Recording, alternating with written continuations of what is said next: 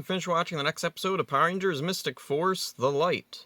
Necroli and Lili survived the collapse of the underworld.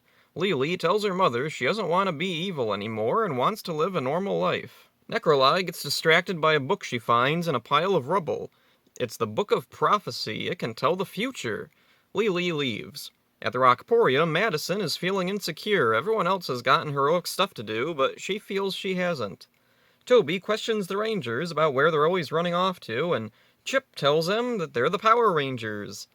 Toby doesn't believe them, but drops it. At Root Core, Daggeron calls everyone together. Udana has something important to tell them. She's going to be leaving to find Lienbo. Necroli, meanwhile, finds a chamber below the underworld. It's home to the 10 Terrors, 10 giant monsters. When Necroli tells them the Master has been locked away, they insist on going to the surface to restore dark magic. The Rangers call the Manticore Megazord, but it's no match for even one of the 10 Terrors. The leader of the Terrors, Sculpin, says they'll be back to take the light. In the forest, Phineas shows up. Nick asks him what he knows about the light. Phineas reveals that Nick is the light, a being with the potential to become a powerful wizard. The 10 Terrors begin the selection ceremony, a magic force that chooses one of them to go to the surface. It chooses Magma, a bulky monster with skin like cooling lava. Daggeron and the Rangers go to fight him, but he's too strong. The monster considers them too weak to bother with and leaves. At Root Core, the Rangers argue amongst themselves until Daggeron gives them an inspiring speech. Magma appears again and the Rangers go to face him once more. He challenges the Rangers to a game. He sets a nearby tower on fire, and if it goes out before he beats the Rangers, he loses. Eventually, the Rangers fight him to a standstill and see that the tower is out. In the underworld chamber, Sculpin throws a trident out, striking and killing Magma. The Terrors all chant, "The rules of darkness must be followed," even Magma as he crumbles apart.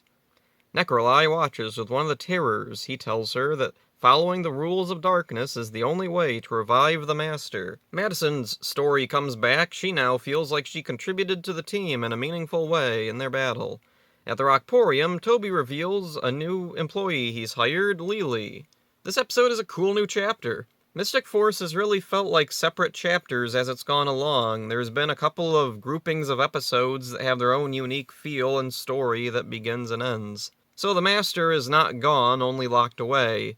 Necroli has survived, and Lili has left the villains, but the Rangers don't know that yet. Another big change is Udana leaving.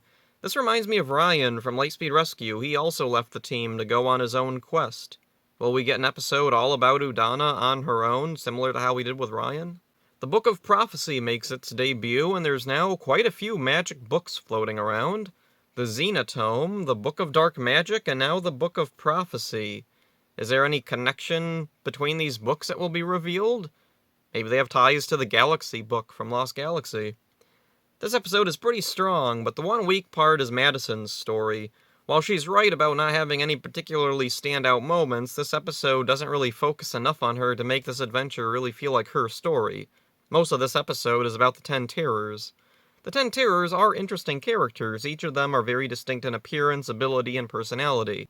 Unfortunately, their voices all kind of blend together. Only a few are spared the generic, deep, growly voice so many Disney-era Power Ranger monsters have, and that's mostly because two of the voice actors are female. They have their own bizarre set of standards. They'll only fight one at a time and rigidly follow the rules of darkness. They're seemingly on board with reviving the Master, but why? Are they loyal to him? Or do they want to kill him themselves? And what do they want with Nick, or as they call him, the Light? Phineas finally makes a return, but unfortunately his appearance is all too brief. He just pops up to give some exposition to Nick, and then he leaves. I kind of miss the earlier episode where they were taking him to the dentist, and it was like half the episode. This episode is pretty fun, and I'm looking forward to what happens with the 10 Terrors. What kind of crazy abilities will they employ?